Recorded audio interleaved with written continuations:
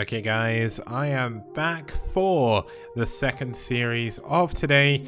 It's going to be between two of the fan favorite teams here from season 1. It's going to be Red versus ReV. Let's have a look at their stats before we get into the games, of course, as we always do. Red and ReV have only met once historically across the 15-month season 1, which is kind of crazy to think about given the fact there was over 1,600 games played. Which is a ridiculous number of series, but yeah, they've only met once. Red did take the victory back then. Let's see if they're going to take it again, or with a ReV going to come back with their stronger roster from season 2, and are they going to get a little bit of revenge here? Let's actually have a look at both teams' rosters.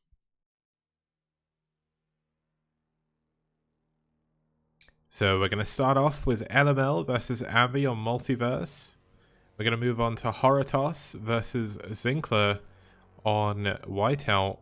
We're going to have Eriador once again going to be facing off against CRVT on Neo Arkanoid. And then we're going to have Warrior versus Unleash on Carthage 3. So Protoss versus Zerg fans. Protoss versus Protoss fans. This is the series for you. If you like Terran, like I do, and like I know a lot of people in chat do as well, it's time to learn a little bit about Protoss and Zerg, because this should be an amazing series. Having a look at our players here. LML fighting for Red. He's only played one game, which he did win against Art of Turtle on a crazy game on New Outlier. And his opponent going to be Avi. Avi, also known as Care Bear, also known as the Red Panda. Avi is just overall a really good Zerg player, does troll a lot of people though, so that can work to his detriment. But he's got a really good win rate, 63% across the STPL, and he's 5 wins, 1 loss against Protoss. So ZVP certainly showing to be one of his stronger matchups here. As we get into our first map, it's going to be on Multiverse. Now, I did explain a little bit about the map before, but just to go through the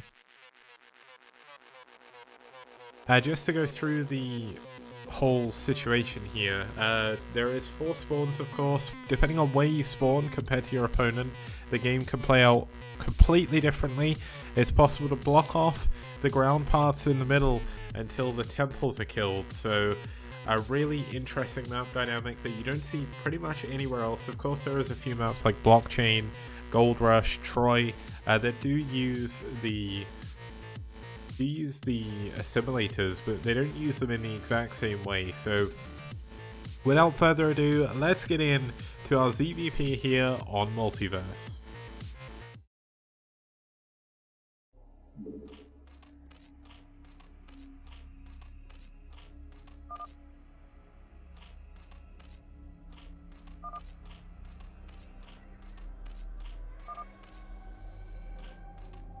Okay, starting us off here, down in the bottom left, saying he's in the pink.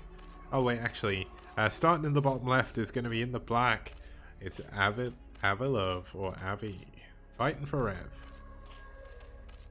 And his opponent spawning on the top right position. They are on the same side of the map, so this is going to change things quite a lot. It is going to be the green Protoss fighting for Red. It's LML. Now, one of the reasons why I say it's going to change the way the map is going to play, look at the center. So you can already see that the assimilators in the middle, they are actually black on this map. I guess they take on one of the player colors. But essentially, if you kill these, the gas underneath, basically assimilators have a smaller hitbox than the actual Vespene Geyser does. So if you kill one of the assimilators, only small units can get through.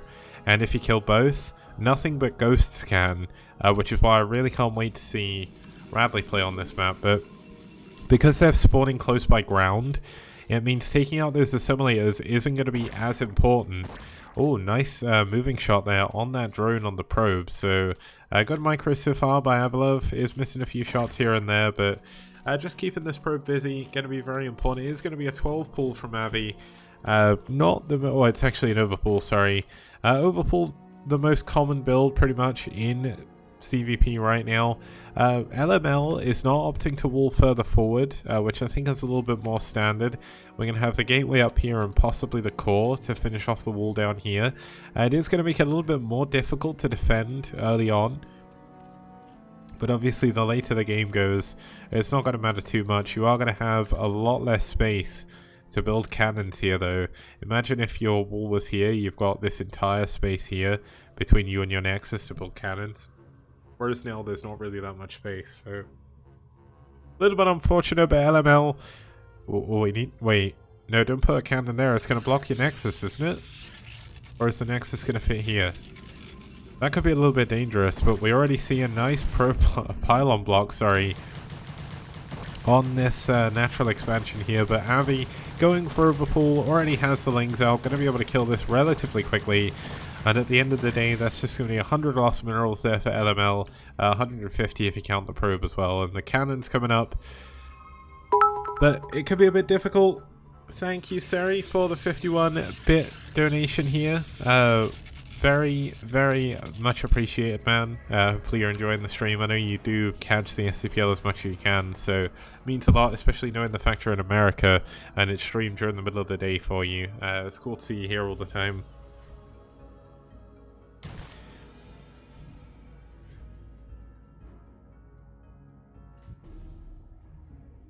Okay, so the Nexus does fit. Oh no, he cancelled his... Yeah, he did cancel the cannon. I don't know why I missed the cancel, but I thought it was going to be that case. Like, it looked like that was going to block the Nexus, and it did. But Probe's going to get in, see the hatchery is coming up.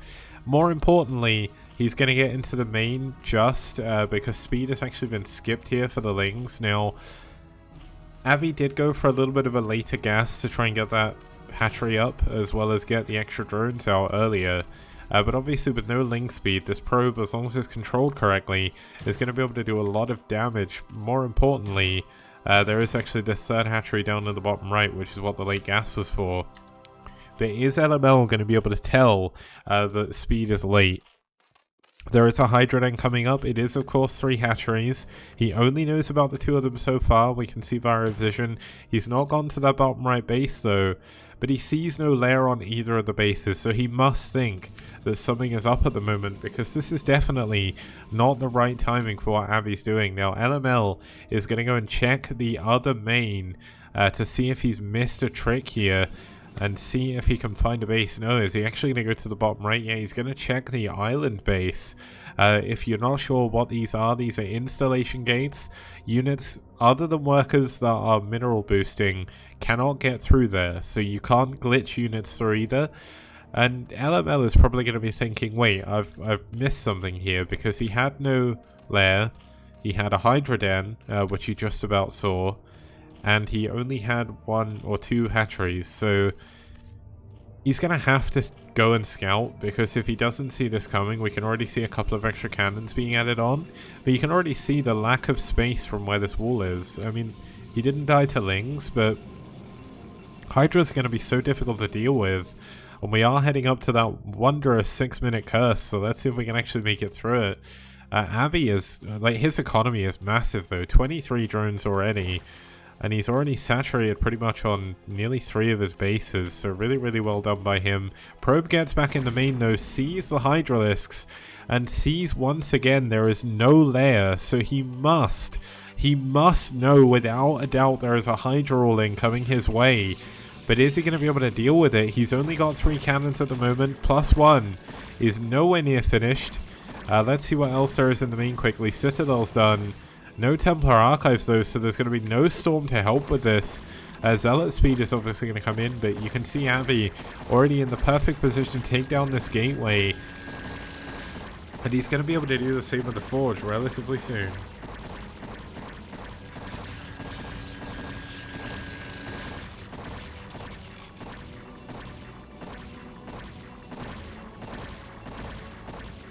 Now these games were played, I think, before the pylon glitch did come out, but that pylon glitch is 100% going to be banned. It is broken. But yeah, the gateway is going to go down. There is no recourse to this at the moment. Storm is a very, very long way away. There's still no Templar Archives, actually. Why is the Templar Archive so late?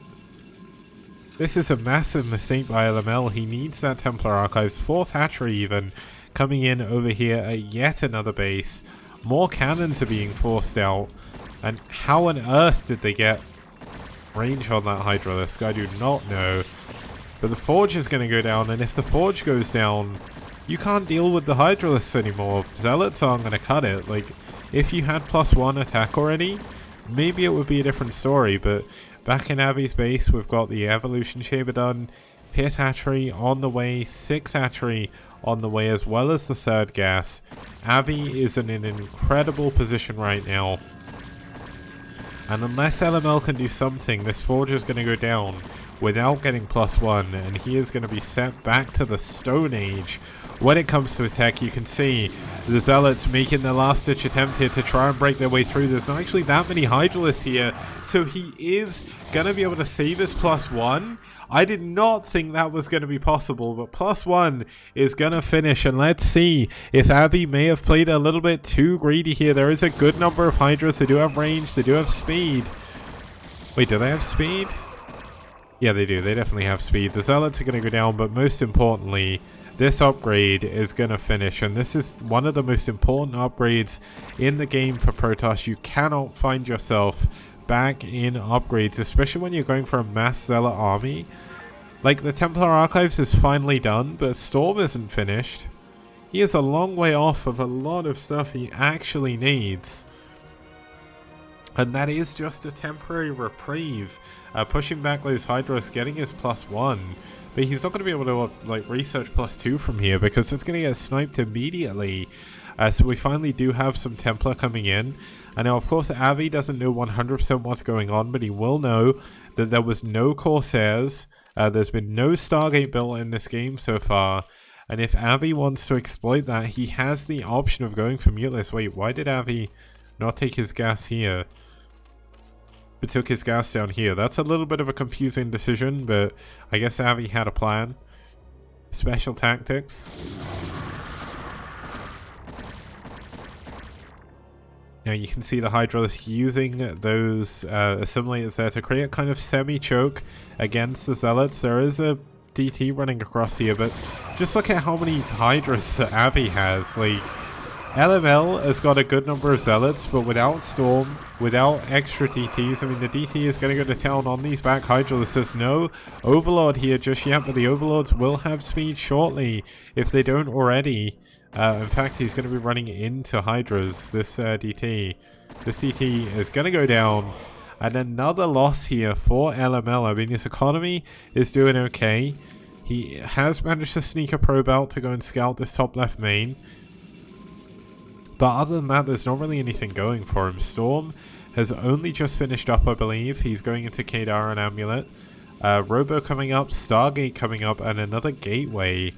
But he's lost so many units, he's unable to do any pressure. Now, we do have a hidden base coming up here by LML. Gonna see if he can make something happen with it. Now, if Avi scouts this out, LML is going to pretty much be forced to tap out. But if he can get that base up and mining, maybe we can have a much longer game. Storm going down on those Hydras. Unfortunately, not... Oh, no.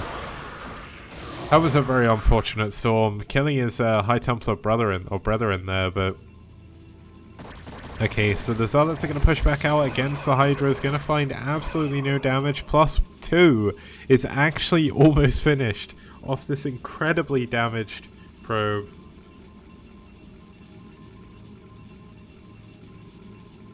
And let's see what's happening here now.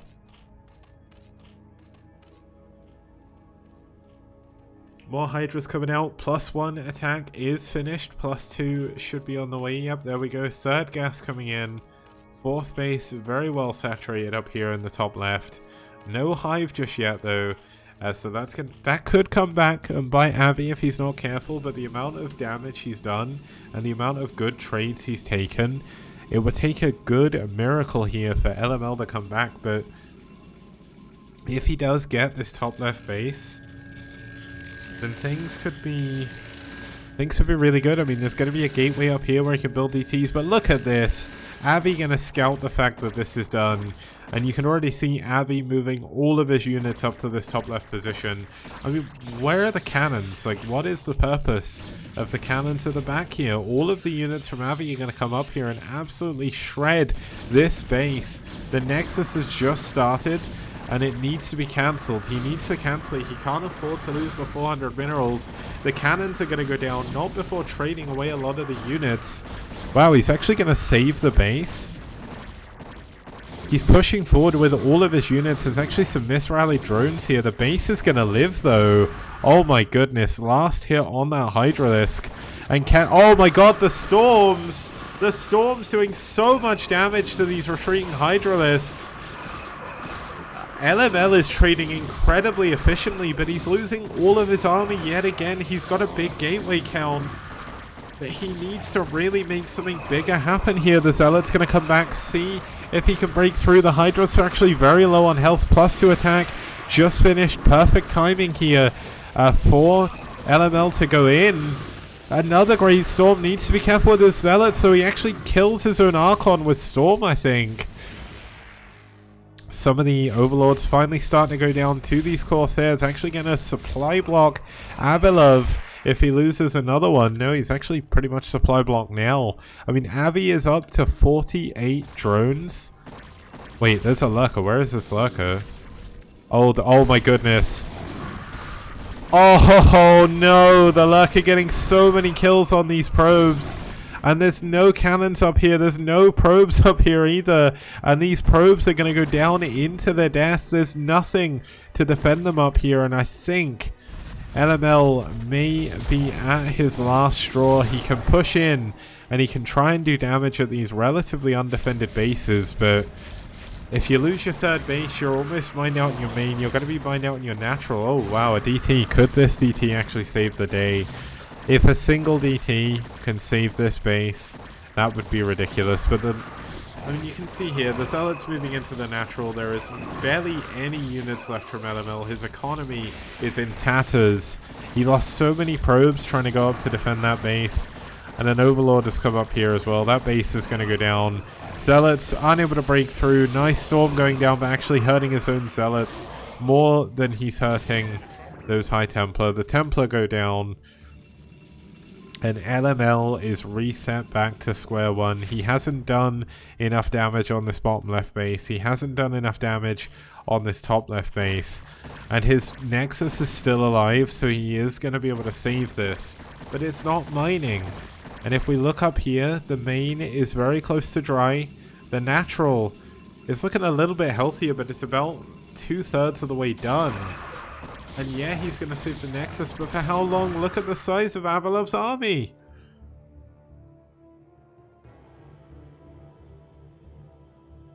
Avi, the merciful Zerg, let you keep your buildings alive. Oh no, the High Templar, he's got Storm, he needs to use the Storms! No, he loses both the High Templar with enough energy for a Storm. One of them does Storm, but it's not going to be enough. I mean, there is another pylon coming up here.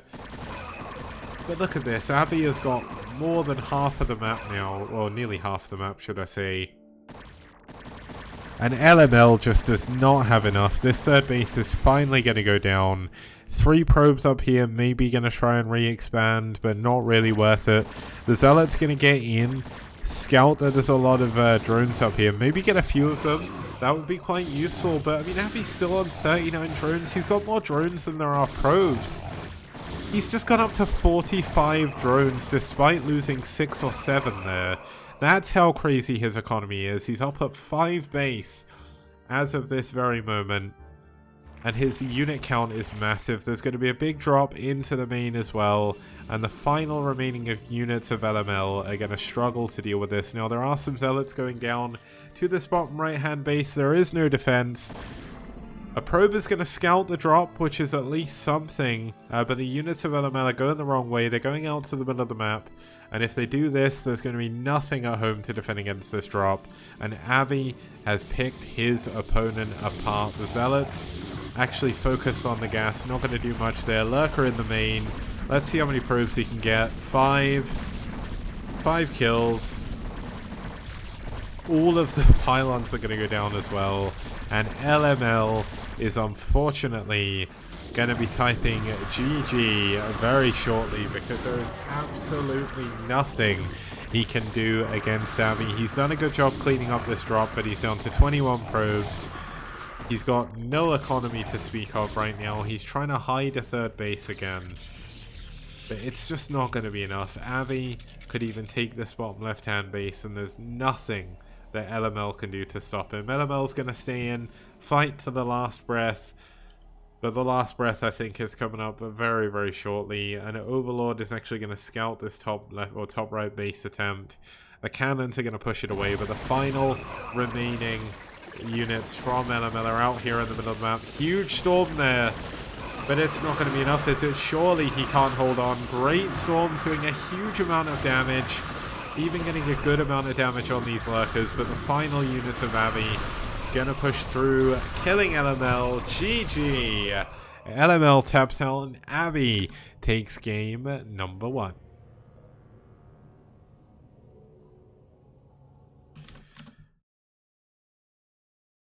Okay, that was a pretty sick game. Obviously, we do have a few kind of interesting things going on there. Avi just expanded like a madman. LML never found the third base. He took a ton of damage to the Hydra, the Hydra bust. He didn't actually get busted, but he lost so much time, so many resources, and he just didn't have his wall in the right place, I don't feel. And that's going to take us into game number 2. It's going to be a PvP between Zinkler and Horotos, and it's going to be on Whiteout after this. Outstanding. Rock and roll.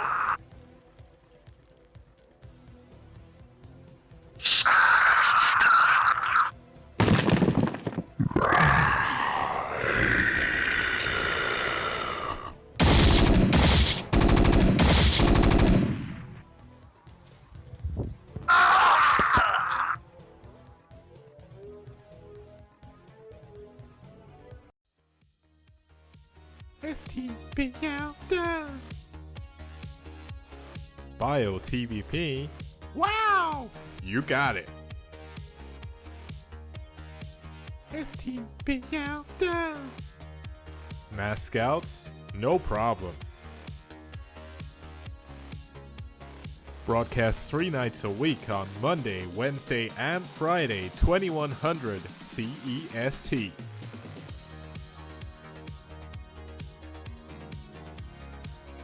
Fantastic casting, fantastic production, fantastic prizes. Only here on the STPL.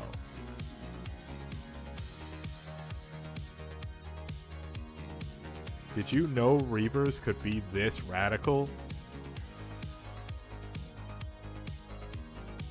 How did these lings even get here? All I know is that's one dead base. STPL does. Wraiths, Valkyries, Carriers, and Corsairs. Forget about it. You won't see that anywhere else. STPL does. STPL does. STPL does. STPL does. STPL does. DT's doing game-ending damage? Name a more iconic duo. We've even got Carriers in PvZ. How amazing! A global team league on the scale you've never seen before. Don't see this in BWCL, STPL does. All that and more, only on this amazing 64-bit STPL. What BWCL don't. Impressed? I know I am. Why not support us on the link below? Patreon.com. Okay guys, welcome back. We're here for the second series today in the STPL. It's Red versus Rev. Rev took an early lead there by Avi taking game number 1. We're going to be heading into game number 2. It's going to be a PvP. It's going to be between Horotos here for Red. Horotos is one of Red's, I'd say, better performing players recently. He obviously didn't start with we didn't start with the STPL until early this year. Thank you for all the new follows, guys, by the way. Hopefully you're enjoying the show.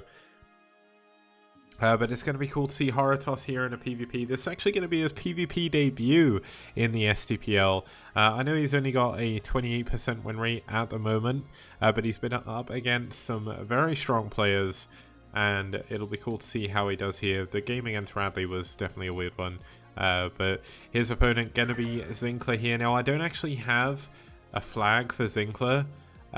He is from Hungary, so I'll get that flag sorted out. The first Hungarian player that we're going to be having here in the STPL Season 2. And he hasn't actually played at all. He was in Ash's roster for Season 1, but never actually played a game. So if this is indeed the same Zinkler, they'll be making their STPL debut. But if it's a new one, it's the same situation, so not a massive deal. We're going to be heading into map 2, the second of our newest maps here. It's going to be Whiteout. You will remember this from the 2019 ASL Season 7. We saw some amazing games here at the pro level. Did Zinkler borrow his motto from BSL? Very possibly. I didn't actually check what that was. I'll check it out afterwards. But Whiteout's a really cool map. I'm not going to waste too much time because it is getting quite late where I started the cast late as well. So let's get into game number 2. It's Horatoss versus Zinkler.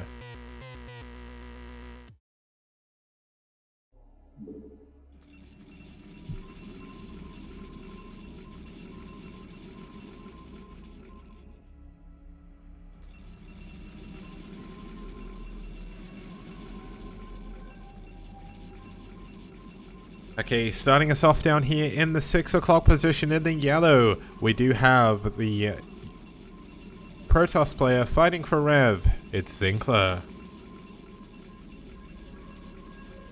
And their opponent spawning up here in the top left-hand position, we do have the pink Protoss fighting for red. It's Horatoss. Obviously, early game in PvP is where we're going to see possibly some divergences in the builds. I don't really know enough about both of these players overall to know what kind of style they're going to go for. I mean, Zinkler, I haven't actually seen a game from them, I don't believe, so I have nothing to go on, and obviously Horatoss hasn't been able to show us their PvP yet. I believe Horatoss is actually Master ReV in chat, if I remember correctly. If I'm wrong, do correct me, but I seem to believe that I saw you have the name somewhere, so as a matter of fact, it may have been on the profile page. Let me have a quick look while we follow this probe along. Yeah, it's you. So might be true, maybe. Master ReV on Twitch, Master ReV SC on Twitter, and Master ReV SC on YouTube. Horatoss, also known as Master ReV in the chat. Hopefully that is not a spoiler, but I know one thing that you can say about the European clans, I guess it helps that it's the time that I cast, but the European clans, especially Red, ReV, and IRK, whenever their players are playing, they all come out to support, and that's a great thing to see. And not only because it gives us more viewers, of course, and more people see your amazing games, but it also opens up the door to potential sponsors, as the more viewers we get, the better chance we have of opening up to bigger sponsors, opening up to getting the team some sponsors as well, which is my ultimate goal, because if we want to be a professional team league, which is my ultimate goal for STPL, we need some sponsors for the team. So guys, if you're sitting there and you have a ton of money and you're like, I want to sponsor one of these teams, then all you need to do is contact me. I can get you in contact with the captain of the teams and we can see if we can arrange something. Obviously that's a way off for the moment, but it's still kind of a dream that I want to work towards, and hopefully all the clans will agree with that as well. Yeah, Zinkler is the Hungarian Toss Prince, according to Narsil, so that'll be, I mean, that's kind of cool. I do need to get his flag sorted, though. I'll sort that for the next time I get to see him cast. It's the first time I've had a Hungarian player play, so I didn't get their flag ready. But Horatoss is doing a pretty good job keeping their probe alive. It is going to be one gate into range for Horatoss, and it's one gate into range for Zinkler. Completely mirrored builds. It is, of course, a PvP. But when you see mirror builds in a PvP, I don't really think that's so surprising. Like in a TVT, it's very rare you'll get two players going the exact same build early on. But in PvP, it seems to happen a lot more often than not. I mean, usually the builds kind of diverge to be the same place in the end anyway. Because eventually you do need to go into Robo, you do need to go into Dragoons. But there is various kind of all-ins you can do. Templar first is a possibility. DTs are incredibly strong in PvP. We've got a Robo coming up for Horotos. Let's see what the tech choice is for Zinkler. I'm going to imagine it's going to be the same thing, but it's always worth it to keep an eye out. We're going to have a Robo for Zinkler as well. So complete mirror builds, complete mirror game, in a complete mirror matchup.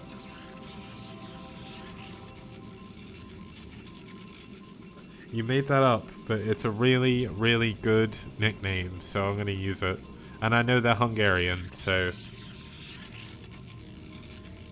because Incomplete told me. Shoutouts to Incomplete. I don't think he's in the chat right now, but he is the clan leader of ReV, has been for a very long time. And he's just been a really massive supporter of the STPL, so huge shoutouts to him.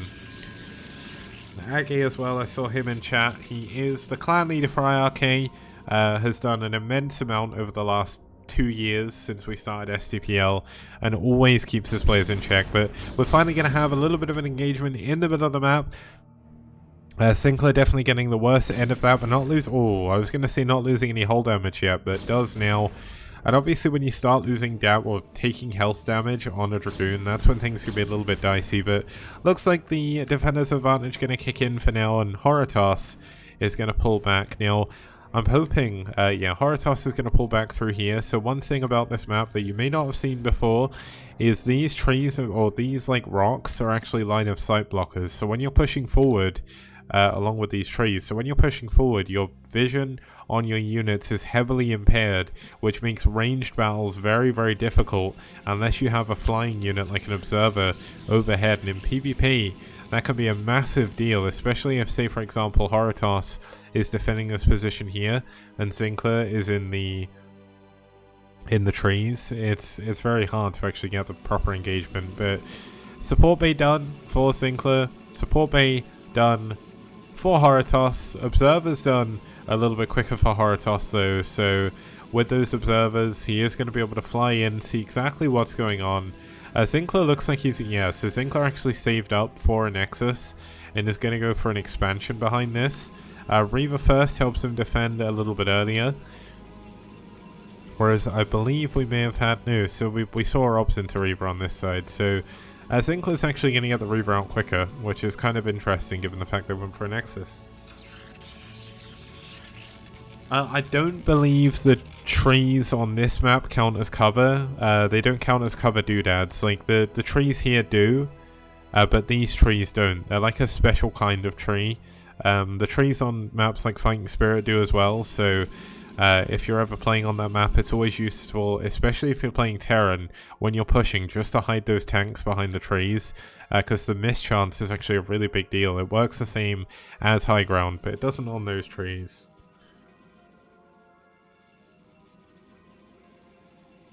Now it looks like Horotos is going to push forward, see if they can get in and do a little bit of damage. There is a ReV here now though, which is going to make it incredibly difficult to get across to do any extra damage. But there we go, looks like, oh my god, the ReV getting focused. Great pickup, hot pickup there on that ReV. Going to keep it alive, did a lot of damage to the Dragoons of Horotos as well. So Horotos is going to have to waddle back a little bit further with his Dragoons and wait for reinforcements. But where is the ReV? The shuttle is not done yet. The Nexus is coming up, but the shuttle is going to be so important. Now, there is an observer here which sees everything that's going on. That's a massive bonus. But of course, as soon as this observatory is done, as soon as the ReV comes out, this observer is 100% going to die. Now, looks like we are going to have Zinkler try and push forward a little bit. The ReV with the shuttle, not actually coming up here to help this. Looks like it is now. There is going to be double ReV, which makes this incredibly hard for Horotos to do anything about. And it is going to be one ReV against two for the time being. Is Zinkler actually just going to pounce? This could be a really big deal.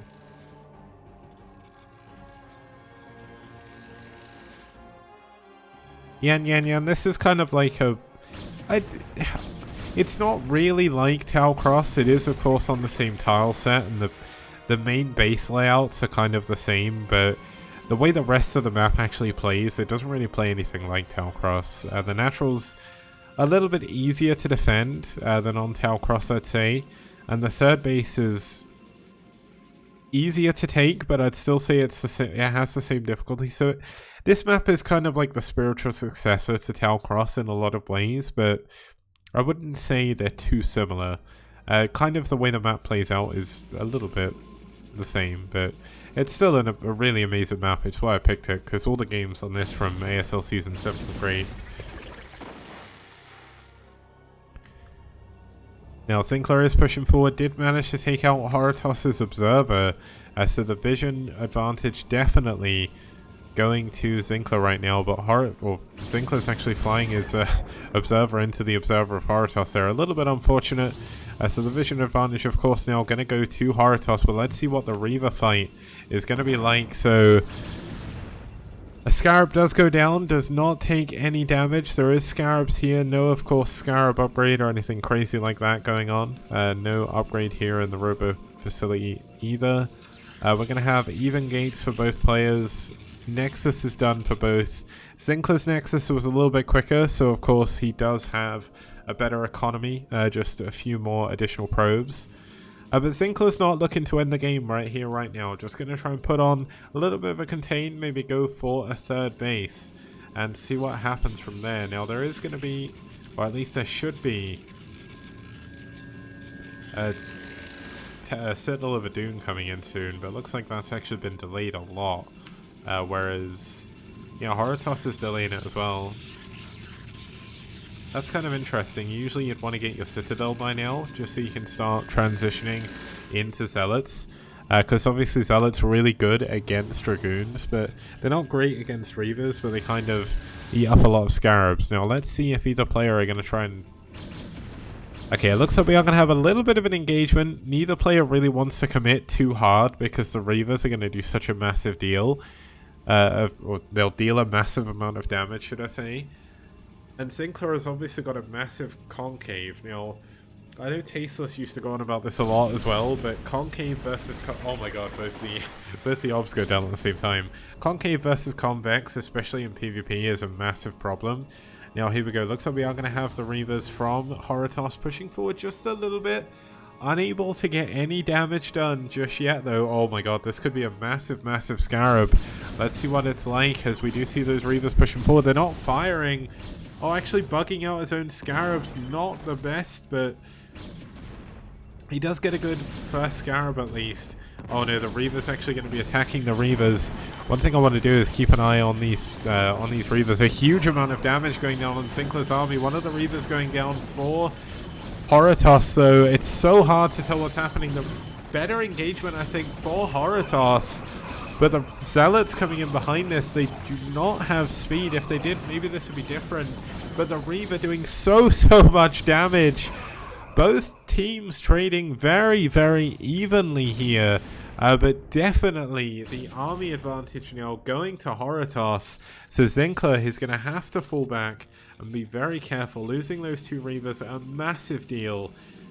And Zinkler is going to find it hard to take a third base right about now. Whereas you can see Horatoss knows they have the advantage. Nexus coming up. I think there is going to be a Nexus coming up here from Zinkler, but if Horatoss scouts for this, it will just die. And obviously you can see Zinkler is actually expanding away from his opponent, whereas Horatoss is able to expand into the middle. It's in his push path, so by pushing in, oh wow, what a great game sense here. Knowing that there's going to be a Nexus coming up, going to move in, cancel this. Horatoss is playing this really well. I think Avi took game number 1, but Horatoss is making it definitely a little bit harder for ReV to get the win here. So, I mean, I can't say for certainty that Horatoss is going to win this game because Zinkler's economy is still a little bit better. But if Horatoss gets another engagement like the one he just had, and he can do it outside of Zinkler's base, he is going to be in such a massive advantage. Now,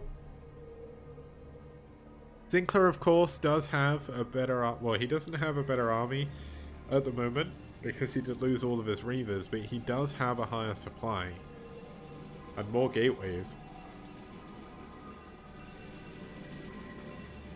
So one thing it looks like Zinkler's going to do is go for a big timing attack and just see if he can break Horotos once and for all. Obviously the third base coming up is a very vulnerable time for Horotos to be in this game. Now, there is a couple of cannons over here already. Horotos kind of sending their army a little bit all over the place right now. Not really sure what the plan is with his units, but still, Zinkler sitting pretty back in his main base. No upgrades for either player just yet, which is kind of crazy given how late we are in the game. +1 attack, only just starting. Citadel only just starting as well for Horotos, so no Zealot leg speed. Just quickly looking back here, there is a Citadel for Zinkler, and still no Zealot speed just yet, but it looks like Horotos wants to try and push the boundary.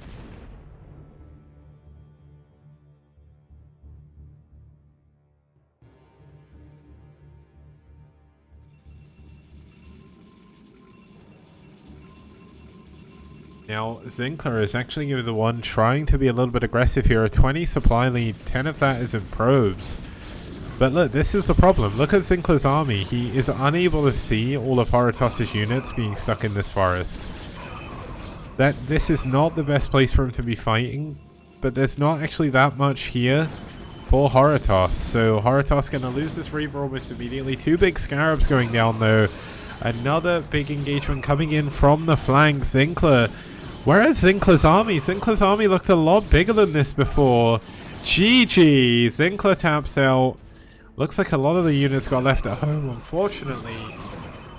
Unable to do anything in there. GG is called back. I mean, Zinkler had such a crazy economy, such a crazy bank. But unfortunately, losing all your units like that is a position you cannot come back from. Really well played game there by Horotos. And he's going to take game number 2 and keep the hopes alive here for Red. As we go into game number 3, it's going to be Eriador versus CRVT when we get back after this short break. See you guys very soon.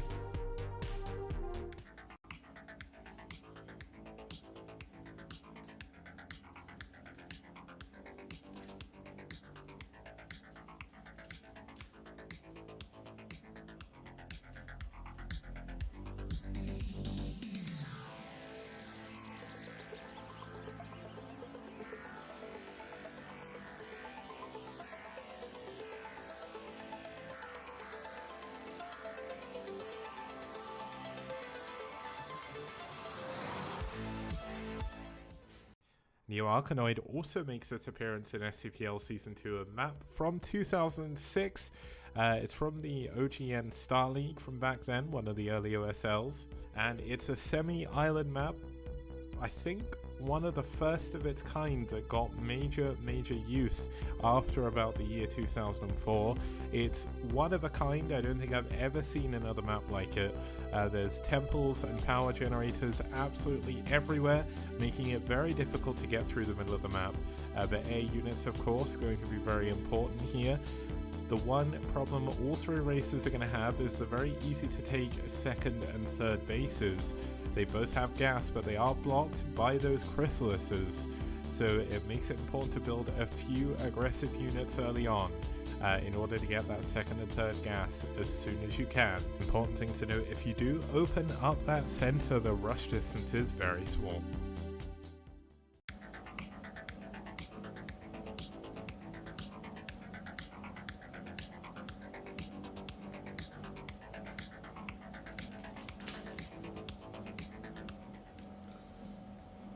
Next up, we have the 2009 map that was used in Pro League. It is New Tornado.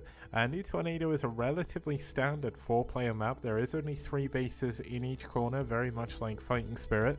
That was kind of the style at the time of these kind of macro maps. The main and natural look perfectly normal, lots of buildable space. There is a high ground pod outside of the natural, however, which gives you a staging ground as the aggressor to use ranged units to hit from the high ground, but you can also use it as a defensive position just to give you that extra bit of range, especially Okay guys, welcome back to the STPL. Just a message, Duckphil. I appreciate that you're here and watch my stream all the time.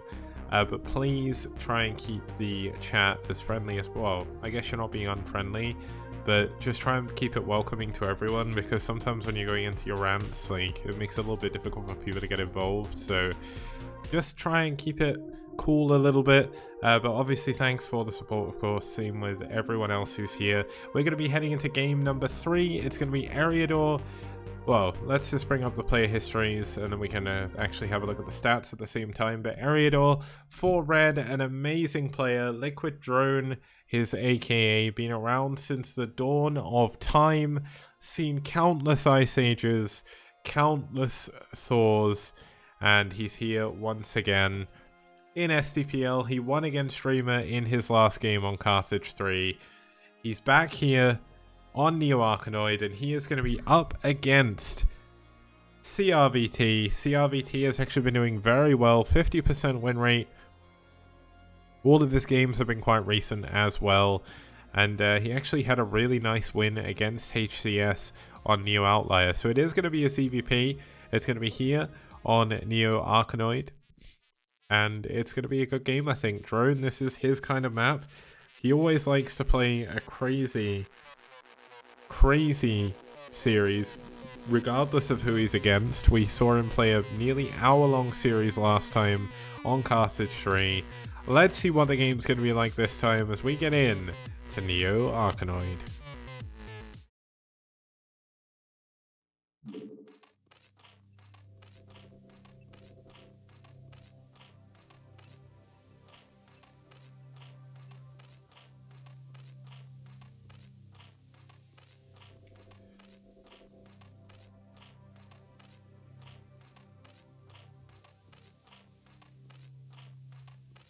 Okay, spawning up here in the top left-hand position, we do have the green Zerg fighting for red.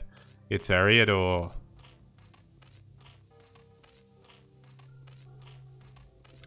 And his opponent spawning down here in the bottom right in the cream.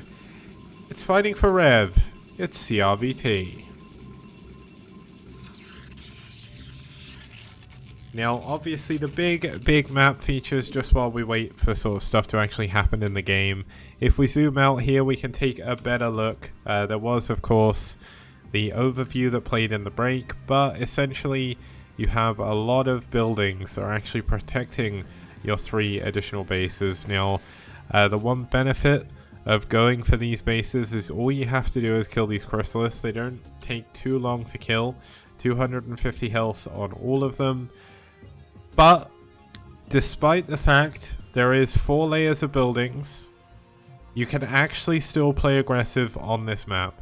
We saw it in the STPL, it happened in pro games, and it's actually a surprisingly effective strategy if you can figure out where your opponent has spawned, which is one of the reasons why the pylon bug that was found out, at least recently and shown off by Firebat Hero today, is going to be banned.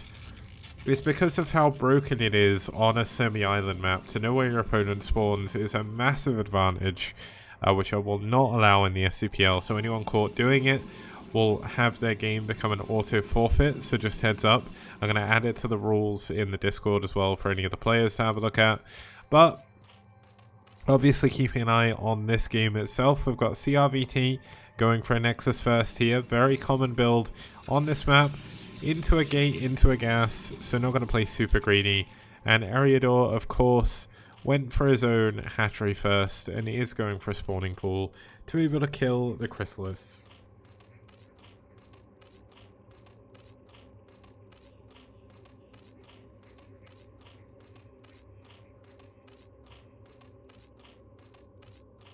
And Xmark Rapid is getting some well-deserved rest. He's tucked up tightly in bed, I believe. And supposedly it's getting a little bit cooler in Korea as well. So hopefully he's having a nice snug sleep. GLHFGG carrot carrot. Thank you very much, Mana World, for the 25 bits. Will say that I never realized those symbols would be read out as carrot, but there we go. We learn something new every day. 3 hatcheries here for Eriador. And the scary thing is, I'm solo casting this game. And because I know Eriador's games can be very long and very epic, I am dreading that this is going to be a massively long game, because I should have done this first.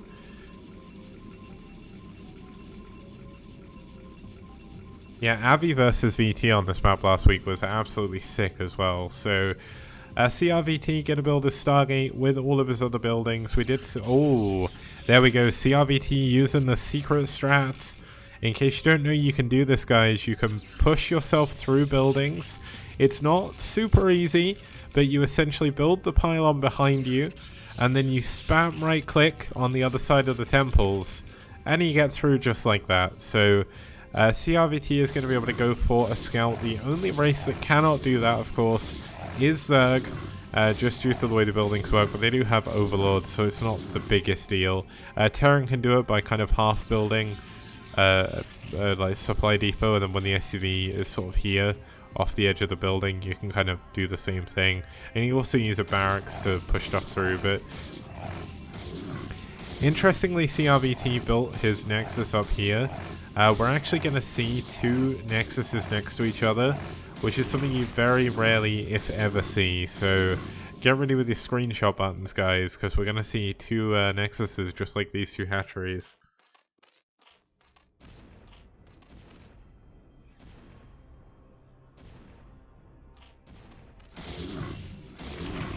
Okay, here we go. Is the 3rd Nexus going to go up? Is it actually worth it? Well, you're not getting the gas. I don't think it is.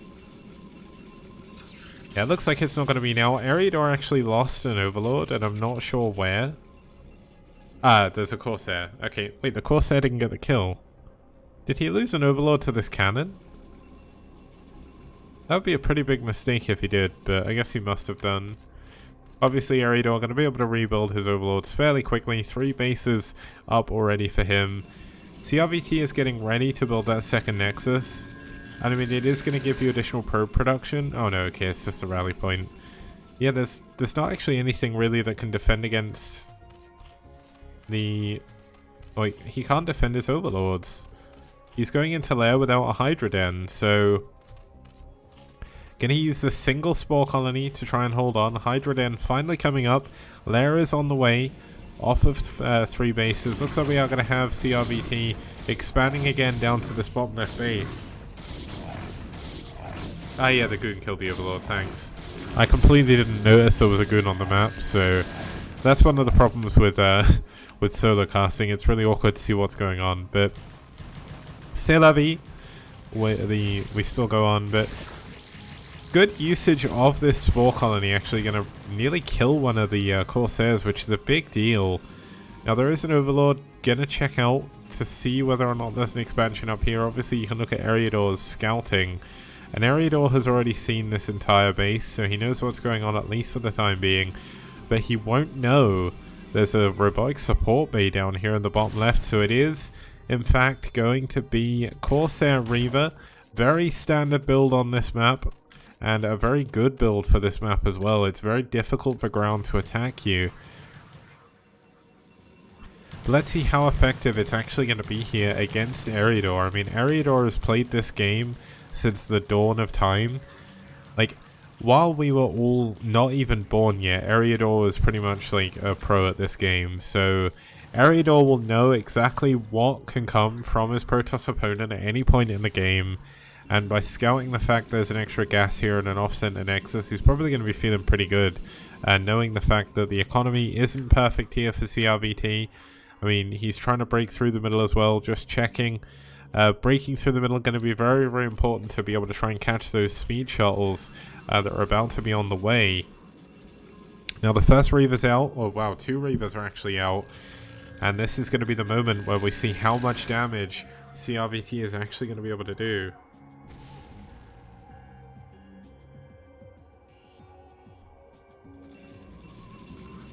Now this is actually not that bad. Like, he's actually got relatively good mining of gas. He's having to use more probes for it, but it's not the biggest deal. Now here we go, the Reaver's dropping out into the main. They both have Scarabs. Okay, the Hydras are going to struggle so much against this. He's going to be flying into choke points. Good for Scarab. 4 of the drones even already down. The Spore Colony's going to go down. And if that goes down, the Corsairs get free reign over the Overlords. Okay, the Reaver's dropping back out again. Good Scarab. Wait, has he got the Scarab damage upgrade? These Hydras are dying. Oh, I guess they die to 1 Scarab. I never really thought about that before, but... Reaver damage, if you're going Corsair Reaver, is actually a very good upgrade, because you do so much more damage against everything. Is he actually going for any further upgrades? Yeah, there we go. I believe this is the Reaver damage upgrade, so... He is getting ready to do that. Looks like a Sunken is going to be the order of the day here to try and defend, but the Scarab's taking it down immediately. Oh my god, all the eggs are going to die here. That's another 4. Oh my goodness, that... And he saves his shuttle as well. Amazing play. The Scourge not able to get the connections they need. And the Reaver's going to get away after doing a huge amount of damage. CRVT is in a great spot in this game. Cannons are actually coming up. These are a little bit superfluous. I'm trying to say that word, but I'm probably saying it wrong, but... Superfluous? Oh, okay, I can't say it. They're not really needed. You know what? I'm born in England, and I'm not good at my own language. Welcome to the UK. We've actually got 5 Reavers down here right now, and I believe there's still 2 in the shuttle. No. So no Reavers in the shuttle for now. Actually going to opt to take a 4th base. I mean, he's going to have to bring some units, but necessarily he doesn't have to. He can actually just take the 2nd main up here, and that looks like what he's going to do. Now, are we going to have double shuttle? Yes, we are. So we're going to have 2 shuttles, 2 Reavers in each, both going in to harass at different locations. We do have Scourge heading out on the map, though. So suddenly these shuttles, these Corsairs, are going to have to take a lot more care. They don't have free reign over the air anymore. Now, there's no Hydra... Oh, there's no... Oh, he gets a good connection on one of the Corsairs. Can he get the 2nd one? +1 attack is done, by the way. Oh, no. Oh man, Scourge. Scourge are just the weirdest unit. How did they not attack there? I think Ariador used the wrong button or something. They flew like straight through the Corsairs. Now, did Ariador see the number of Reavers? I don't think he did. Scourge have like a crazy short vision range as well. We're actually going to have double shuttle now. They have both spawned. Not opting to fill both of the shuttles. I'm not really sure why. Taking 4 Reavers is obviously better than taking 3, but the Reaver damage upgrade is done. 125 damage per shot. Oh no! Oh no, he's flying into the Hydras! Okay, that was unbelievably close, but the Hydras are going to be pushing through the... Oh man, the shuttle with the 2 Reavers in is the one that's the lowest. Oh, he needs to be careful.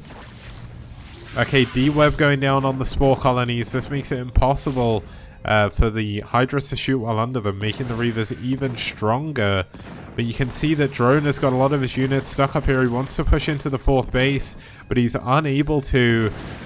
So much damage coming in from these Reavers right now, but he's going to have to go and defend his 4th base. Looks like we are going to have Drone taking a drone with him as well, just to add a hatchery, I think, when he kills the base. But is he going to be able to? Oh, the shuttles!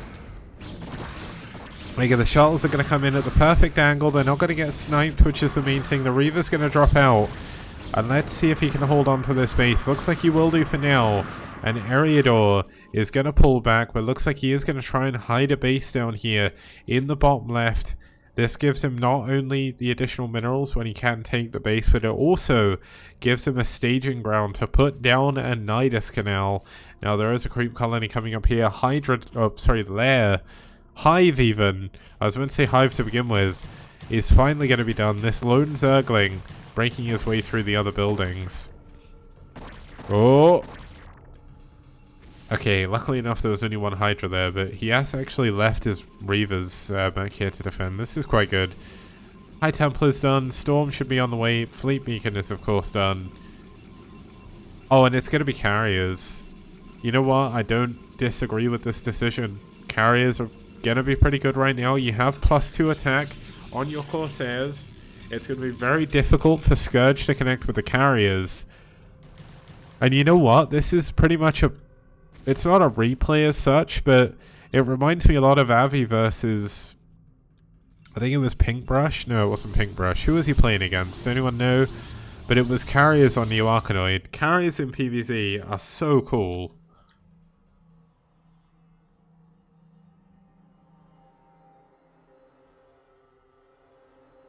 Oh, it was Wiko. Yeah, it was DK, sorry. Yeah, it was VT DK. Okay, let's see if Drone can deal with the carriers as well as Avi did. Because Avi was trading Hydras for carriers like an absolute boss. I noticed Avi's in chat, so he's supporting his team here, as a lot of the ReV people do.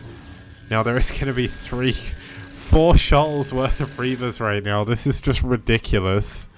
If you have 4 shuttles full of ReVers, what is your opponent going to do about it? No amount of Hydras you can send it. Wow.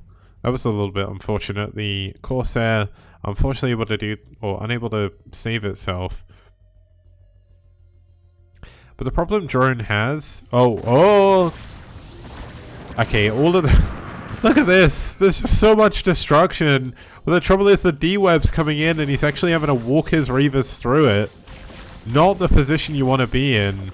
These D-Webs are actually hurting him more than helping, but the Spore Colony is going to go down. That's going to give him the ability to actually pick up his units again and go in for more damage with the D-Webs. Trying to keep an eye on what's going on the mini-map as well. It looks like Drone is going for a big drop here into the 3rd base, so it's going to be a base trade here. The Reavers doing so much damage. But look at this drop coming in. There's going to be very little defense, only 4 cannons. Oh man, this is turning out to be an epic game already. And Ensnare going down on the Corsairs. That's absolutely massive. There's nothing to contest this drop. The Natural is going to go down here for CRVT. But Eriador is taking a lot of damage as well, losing his own Natural as soon as the Reavers fly away. A hatchery gets built. Okay, there is actually a Hydra burrow trap set up right now. The drop in the main. Oh man, the Hydras are actually going to get in and scout the carriers. This is a massive deal, but there's so many carriers already. This could be a little bit too little too late for Eriador. The Reavers jumping down. Some of the Hydras actually unburrowing. But not all of them. There we go. Oh no, they're going to be walking through a... Oh man, these Reavers are doing so much damage. The drop has been defended for now. Oh, he's actually going to take it up to the 4th base. But look at this, the Reavers. They've got so much damage. I want to see the kills, but you can't. It's so annoying. But okay, all the Reavers have been carried or cleared up by now. It looks like Storm going down on those Hydras, trying to defend, trying to drop to attack that 4th base. Unable to do so. But finally the Nidus is done. It's going to be an extra base here for Eriador. The Natural is still not finished again, so only 2 base economy right now for him. Gonna need to add on another base. Obviously, expanding towards where your Protoss opponent isn't normally the best choice. But this is Eriador, man. He is the king of weird situations. And can you get any weirder than this? The Golden Armada pushing their way through the left-hand side of the map. They are going to head straight back into this 3rd base that has only just recently finished. Another drop going down, getting forced away by Storm. Not really that many units in this one, I don't think, at the moment. Yeah, it's just empty Overlords, but the Corsairs coming in. I really do wonder if it's possible for Eriador to do anything about this many carriers, but he does have at least 1 Queen. And if he can get an Ensnare off on the Interceptors, that'd be pretty good. There's even a Ulysses here for some reason. Not really sure what the purpose of that is, but it looks like some of the Scourge being wasted on Interceptors. One does get a hit there. We're going to be up at 8 carriers. There's going to be another big drop coming down to the Natural. There's actually a load of Scourge going around the left as well. And I mean, CRVT's economy isn't that great either. I mean, if this base goes down, there's a ton of probes over here where the 3rd base hasn't been rebuilt yet. These probes have nowhere to escape to. And there's no units back here now. Oh, there's the ensnare on the carriers. The carriers are going to find it so difficult to actually run away from those hydras now. But there's barely any hydras up here. The Scourge coming in from behind. Okay, there goes one carrier. Another one is about to go down. That's 3 carriers dead for CRVT. And after doing so much damage, Eriador is actually doing a relatively good job. Can he take down the... Oh, he takes down the Nidus. That's going to make it a little bit harder to defend this base up the top left. And the carriers are going to get away for now. The base actually survives. In the bottom left, the Reavers come up and save it. Cannon going to come up here as well. CRVT really does need to look to expand again though. His economy isn't that great. He is at 200 supply. A lot of that's going to be in these carriers. Let's have a look at the upgrades. I think he should be on +3 attack now. Yeah, +3 attack is done. And Eriador is going to lose yet another base here to these carriers. Great play so far by CRVT. Look at this positioning. How do you deal with this as Eriador? Abby did a great job, but it's because DK kept flying his carriers out in the middle of the map. But look at this, he's just abusing these cliffs so well. Okay, this is a little bit dangerous though, pushing out into the middle where all of these hydras are. This could be 2 dead carriers. One gets picked off. The second one very close to dying. And losing the carriers is going to be a way that CRVT can let Eri back in this game, but so far, Eriador doing a really good job against these carriers somehow. I thought it'd be a lot harder than it actually has turned out to be. I mean, Eriador's got his 3rd base, 3rd gas mining, or his 4th base, 4th gas mining. The 3rd still isn't remining, but the carrier's actually going up to the top left. Gonna scout the fact there's a base up there, but they're in the middle of all the Hydralisks. I was just seeing how good the positioning was before, and they just get caught out of position once, and suddenly a lot of the carriers go down. There is still an additional 3 that have been built, so we are back up to 5 carriers, but he needs to be careful with them. I mean, Storm going off on just a single Hydra, that's not going to do much. And there's not really that much here to defend anymore. CRVT has not rebuilt this base. CRVT's economy is running dry. 1 base economy when you own carriers, yeah, you've got a big bank, but say you need to remax, all of a sudden you're going to have a lot of trouble.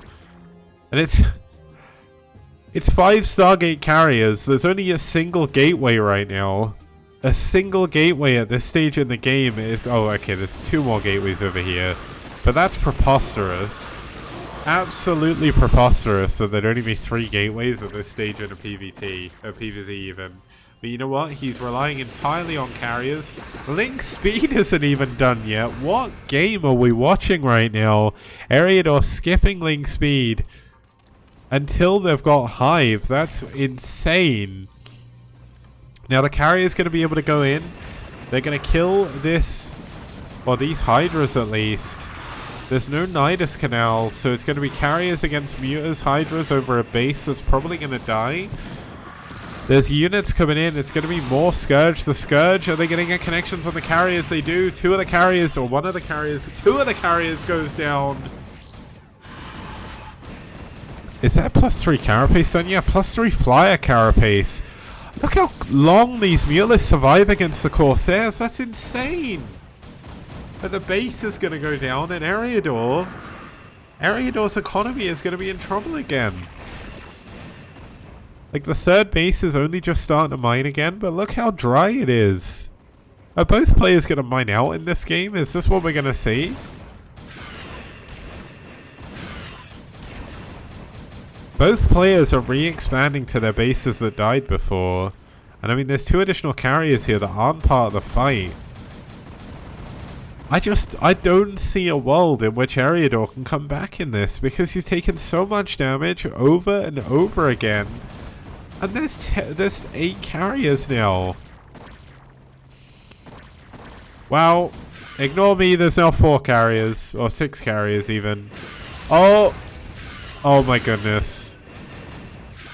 So many carriers have died in the making of this production, but the final remaining base from Eriador could actually be going down, but the Hydras are going to get on top of the carriers again. There's no D-Matrix left. Another carrier goes down. Oh my god, is Eri going to take out all of the carriers? CRVT making a massive error there, and what are the deburbs here? They're in the wrong place, but unfortunately the Hydra's able to move. Okay, so now we're in a really awkward situation. Eriador is mining off of a single base. This base is not going to come up. These should be Devourers. Yes, they are. Devourers are going to help against the Interceptors. They're going to help against everything else as well. Can't actually expand down here because the creep hasn't receded enough. There's 2 idle carriers that I think CRVT has forgotten about. Now we are going to have a base attempt over here by Eriador. If he can get that up, obviously things are going to be a little bit different. The main base is up now. CRVT is still without an extra base. The 4th base is still mining. 3rd base is about to mine out though, so that's going to be a pretty big problem. What are the carriers doing? I almost feel like if he struck with the carriers now, he could kill Eriador. Eriador does not have much supply. He doesn't have that many workers, and he's on a single mining base, but we really need to see these 2 carriers come into play. They even have interceptors, and they're just not... Oh no! Losing another carrier. This is so unfortunate here by CRVT. He needs his Corsairs in the right place. If he can kill the Scourge, like, there's no reason these Scourge should be ever connecting with anything. I mean, 3 Devourers with +3 Flyer Carapace, that's going to do a ton of damage. It almost feels like just switching to Shoal Reaver again would be very strong. Now, we're going to see more Corsairs, or more carriers get attacked. The Corsairs are going to do barely any damage to these Devourers. The carriers are going to go down again. Look how slow Devourers die to Corsairs. It's crazy. We need to see some scouts up in here, but we've got a Nidus Canal coming up. If we see that Nidus finish, all of a sudden there's going to be a ton of Hydras being able to pop through, and it's finished. So this attack on the bottom left is going to stop.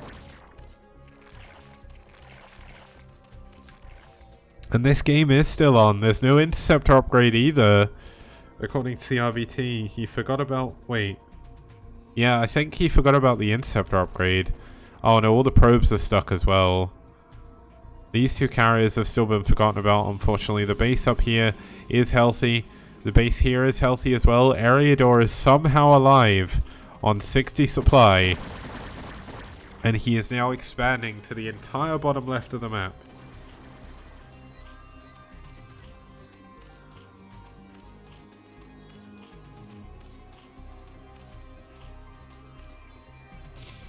Well, I always say that Eriador somehow manages to have the craziest, longest games, and this is definitely one of those examples. A fantastic game so far, rivaling Avi versus DK so far for me, but issue is, it's 4 carriers, it should be 6, and they don't have the Interceptor upgrade. The Interceptor upgrade is so unbelievably important that forgetting it in a game where you're going mass air is a massive mistake. Like, obviously, so much has been going... Oh! Oh, we found the carriers! We've done it! The fleet's back together. Perfect.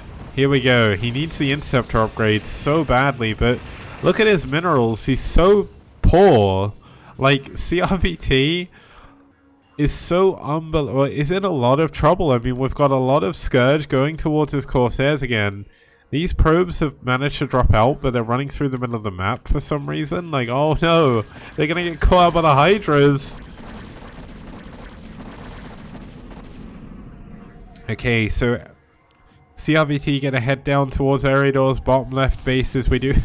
Oh no, the probes are gonna go down again. This is so many workers to be losing. The carriers can't make a decision of where they want to go. They kind of seem to want to attack, and then they're like, oh wait, we better fall back. But we've got Devourers again. This time it's going to die a little bit quicker due to the help of the carriers, but...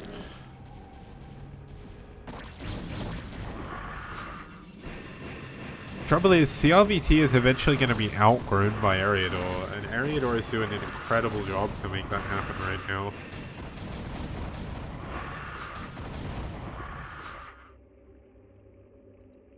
Now, he's barely got any probes up here because a lot of the probes are still actually stuck. There's a few idle probes down here. No idle probes in the main, luckily enough, but +1 shields is done. Where are the carriers? Let's see if... So we've got +1 Protoss plating on air, and we've got interceptors, but we still don't have the interceptor upgrade. CRVT, you're probably kicking yourself after forgetting that.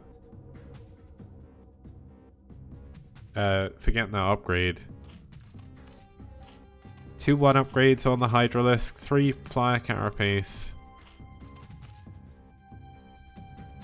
And I mean, CRVT does have only 1 less base than Eriador right now, but his economy is not doing that great. He's got a lot of supply, which is obviously going to be a massive advantage. But at the moment, it looks really difficult for CRVT to make anything happen with the carriers. Like, if he can get the carriers over to just kill one of the bases, then Eriador can't grow any further. But the trouble is, Eriador is just sending a few units here and there. Oh, that was a misclick. But that is a lot of D-Web in the same place. Oh no, and Storm and Urine Corsairs. We don't like to see that. The burrow played by Eriador as well. Just adding insult to injury. But look at Eriador's supply. It's not super high, but we've got 1 base, 2 base, 3 base. This base is still kind of active, so it's going to be 4 base. And if Eriador can keep growing, can get to max with the right kind of army, this game is still possible for Eriador. Obviously, CRVT has still a big lead, despite losing so many carriers, but just imagine if this was 12 to 14 carriers right now and he hadn't lost all those carriers early on. Like, Eriador would not have a place in this game. The fact that carrier count is so low gives him a shot. Now, there's going to be a queen coming over here. This is going to be likely for an ensnare, but Parasite could be incredibly good. And there we go, Parasite. And you know what, Queen, or you know what can't happen? Protoss can't take out the Parasite, so there is going to be complete vision over the carriers every single second of this game from now on until that carrier dies. And the CRVT sent it somewhere else. Still, only 4 interceptors, no interceptor upgrade in sight. Kedar and Amulet coming in now. But look how important this is. Eriador sees everything. Look at all these Scourge. He's now got perfect cloning opportunity. And these carriers don't have their interceptors out either, so there's nothing. There's absolutely nothing here to block the Scourge going into the carriers. Let's see how the cloning's been. Okay, only getting... Wow, 3 of the carriers go down. Perfect cloning there by Eriador. Getting a couple of Corsairs there as well. And the carrier count getting reset once again. And CRVT is still fairly poor. CRVT can't afford all of this stuff.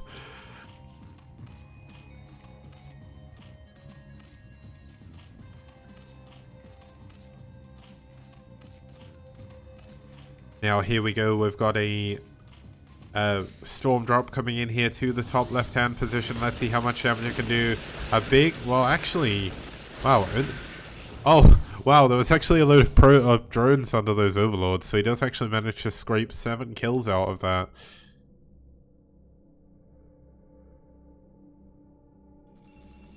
Look at the Corsair count now. Still only +1 plasma shields and +1 plating. Where is the... So no additional upgrades, at least from here, and no additional upgrades here. So, Storm Drop coming in. Oh, that was a big Storm Drop down here in the bottom left. Did miss that. Thought that was an Observer. But gets a good number of drones. And CRVT is still in a very, very powerful position. Despite losing a load of carriers over and over again, the economy of drone isn't that great. Especially now. And you know what? If CRVT can keep the constant pressure up, then this game is probably done so for Eriador. I mean, Eriador obviously still holding on, still doing the best he possibly can. Now, oh my goodness, one of the shuttles goes down. Eriador getting so many good Scourge connections this game. And unfortunately for him, the Parasite carrier died as well, so no longer free vision over the entire army forever. So that's a little bit better. But there is 3 additional queens coming out here. They are going to go for 3 parasites, Possibly... Oh, wait, no. You know what would be really good here? Yeah, he's going to go for an ensnare on the Corsairs. If he can get that, this game is going to look very dangerous for CRVT. This is his entire fleet. His main army is just air units. So if ensnare goes down with these 7 Devourers, these Corsairs are going to absolutely melt, and so are the carriers. Here we go. Queen coming in from the side. Let's see what he can do. Oh, the Queen dies. Oh, damn. Sorry, I missed the storm drop again.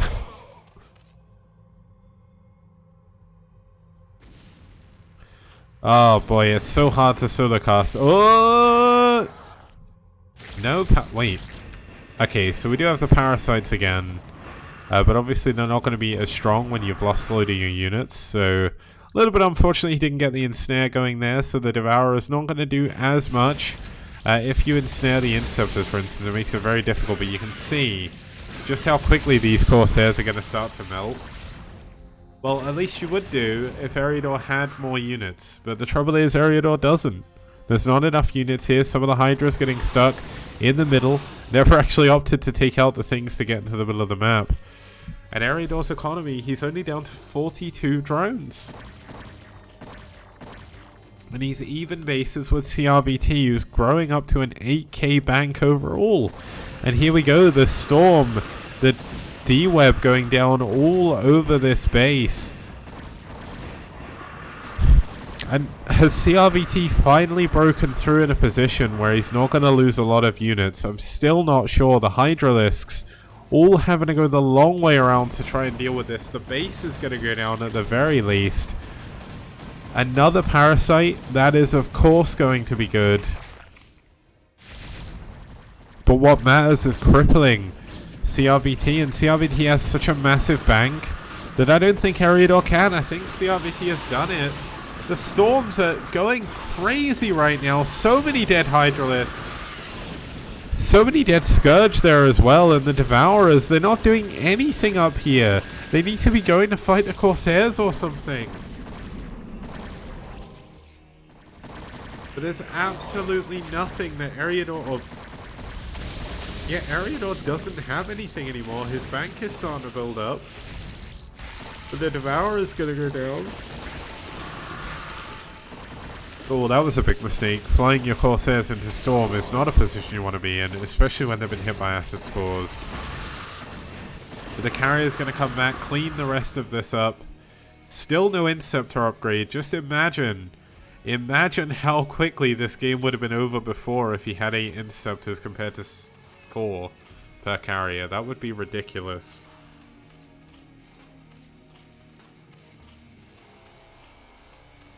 Oh, does Acid Spore not increase damage on Storm? Ah. You know what? We very rarely see Acid Spores, I don't know. But look at this. Another 2 Parasites coming in. Oh my goodness. The Hydras. Oh, the D-Web. Look at that. Perfect. But perfect counter micro here by Eriador. One of the carriers, I think, went down there, so that's a big win for Eriador as his unit count continues to increase. The Parasites over and over by these Queens have been really, really sick. CRVT going to be forced to add a load of cannons up here. The Templar energy is starting to slowly wear off. But the base did get taken down here. Only just now is starting to come back up. And Eriador, like, where is his economy coming from? It's just going to be these 2 bases for now. The carrier is going to now go in. The Corsair is actually going to opt to do a little bit of scouting. But once again, we're just in a really weird situation. Like, I don't know how... Okay, a single Guardian, that's really unfortunate you get scouted. Wait, use the Corsairs to kill the Reaver. Use the Hydras to kill the Corsair. Damn, I'm losing my mind. The game's too long. But what a sick game it's been.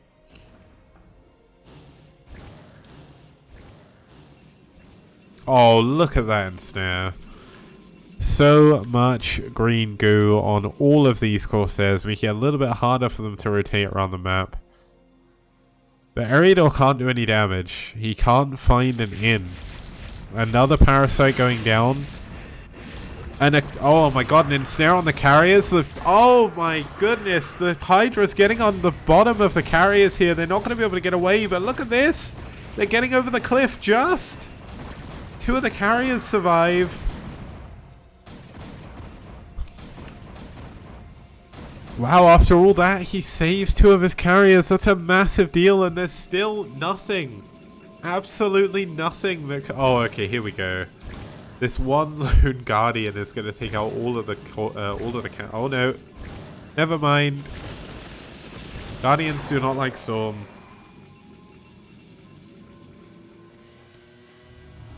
More carriers being added on. We're going to have a shuttle drop going down here to the bottom left. The Corsair is going to fly in, see what's going on, take out the Overlord. You know what, with the amount of Corsairs he has, I almost feel like building 10 DTs and just attacking would win the game. But here we go, looks like the Hydras are going to unburrow on the bottom of the carriers, but I don't think it's going to be enough. There's only 3 Hydras here and there's 2 ReVs. This base is going to go down immediately. CRVT though, mined out this top right base.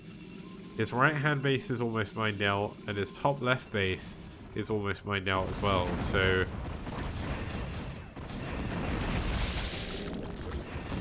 Oh my god, that ensnare was completely crazy. Trouble is, he's got nothing that can take advantage of the ensnare. That's the big issue that Eriador has. Like, he keeps ensnaring, he keeps using Parasite, but he doesn't have the units to be able to deal with it.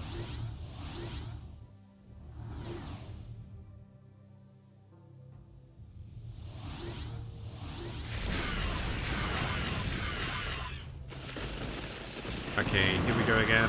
Hydra's pushing in, seeing if they can get on top of this army. We finally have some more Devourers. They're going to be pushing in on this carrier force, but look at the storm. It does so much damage.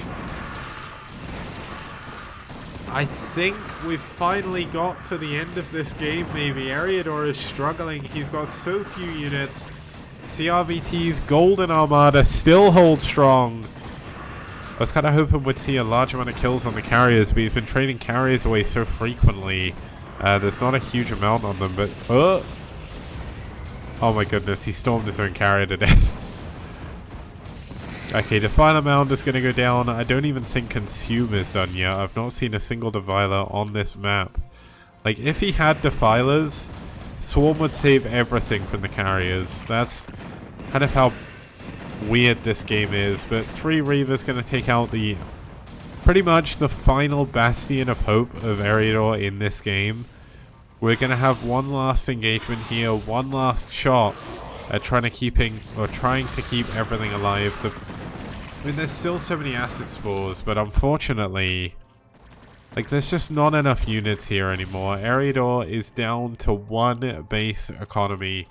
And that 1 base is very likely to go down in just a few seconds when CRVT decides to run his ReVs up there.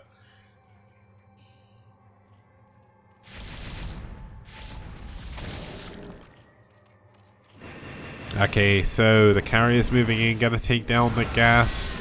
The Devourer is going to be unable to do too much here, but it looks like we are going to have a big engagement. This is the final stand of Eriador. Let's actually zoom out a little bit, see what we can do. The Interceptors are going to die so quickly, but Storm coming in, the Devourer is still trying to do what they can, and Ensnare going down on the carriers. Oh my goodness. This is such a tiring game to even watch. There's just so much going on. So many units. GG, Eriador taps out. CRVT takes game number 3, and ReV are going to go up 2-1.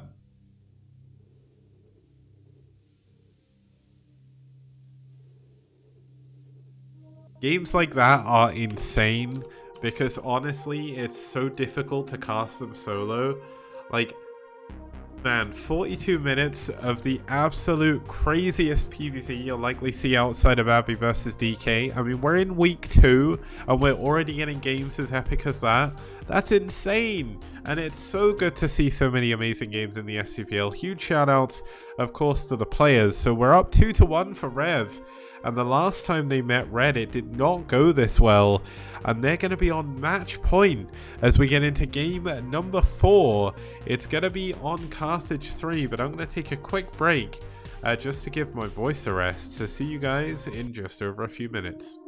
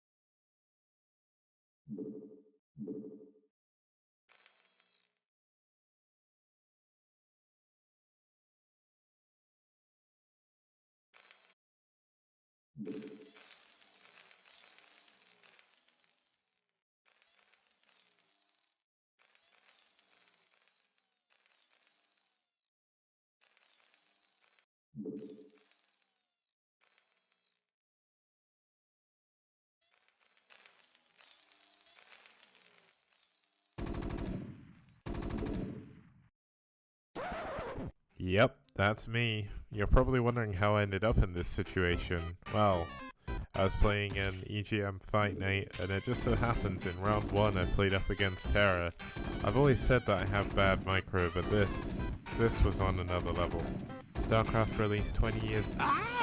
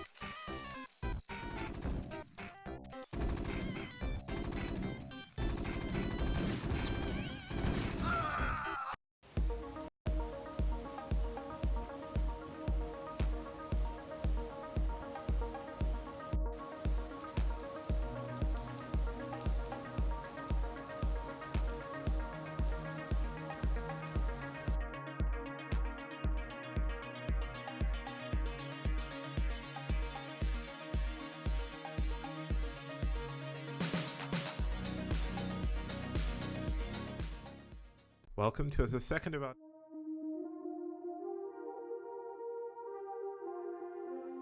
Let's try that again. Okay guys, we are going to be heading into game number 4. This could be the revenge match game here for ReV as they go into game 4 on match point. And it's going to be a really sick PvZ, so let's actually have a look at both of our players. For Red, they are going to be sending out their captain. It's going to be Warrior. Now, this is the wrong screen. What am I doing? Here we go. After I've been casting for 3 hours alone, it makes it a little bit difficult, but here we go. Warrior here, he's only actually played 4 games for his team, but they've actually been relatively good games. He has only got a 25% win rate, of course, but he'll be looking to get another win on the board here for Red if he can. And his opponent is going to be a newcomer here for ReV. It's going to be Unleash, and he has an incredibly good quote, so Sadly, I don't have any social media, but that is a really, really funny quote. So well done. And let's have a look at the map they're going to be playing on. We're going to be going into Carthage 3 for the second time today. Carthage 3, a really fun map in ZVP. ZVP seems to be the common matchup we have on this map. So this could just be a good ZVP map in general, actually. It's a good map for Zerg, it's a good map for Protoss. It's actually a really good map for Terran as well. It's just, overall, we've seen more ZVPs than anything else. It's kind of crazy that with all the PvP, or with all the Protoss and all the Zerg that have been submitted, we haven't had a single ZVZ or PvP on this map yet. So, let's have our races. I did not put any of your info on the screen, did I not? Hold on. I'm gonna go back and look. Oh, okay, I need to add your stuff in. If you sent it through, just send it to me again and I'll make sure to add it. Let's get into game number 4. ReV are on match point against Red. Let's see if they can take it home.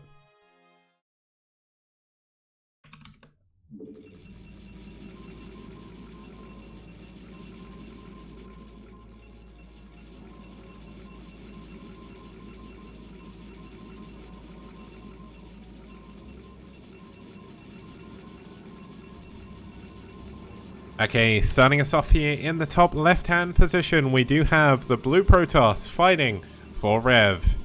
It's Unleash.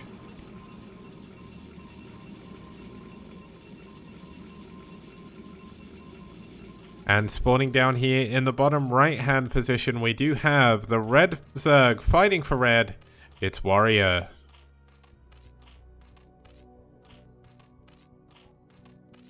Now, we've had some insane ZVPs on this map, and as much as I want this to be an epic hour-long game, I'm very tired right now, so if these players could be kind enough, like if they take us to an ace match with a 6-minute game, I'm not going to be disappointed.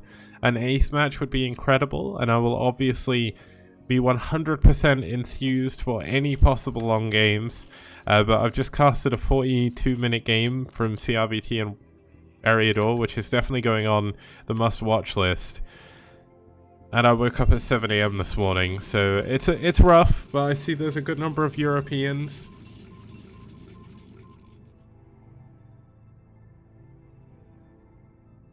Yeah, there's a good number of Europeans that are up a lot later than I am, so shout outs to them. I know the Warriors in Germany, who I believe are...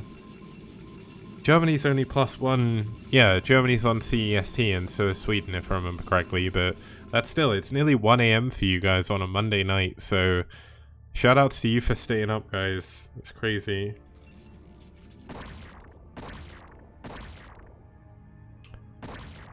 It's always good to see as well, like all the European clans, like I know we've got like a global presence in STPL, there's Korean clans, there's South American clans, there's North American clans. We don't have an African clan just yet, but if someone can find one, get them in, then we can have a clan on every single continent and it'll be sick. Because we'll have Asian, European, North American, South American. We're missing Oceania and Africa, so... if someone can get on that, that'd be really sick. Yeah, Oceania is Australian as well, but Australia on its own isn't a continent. It's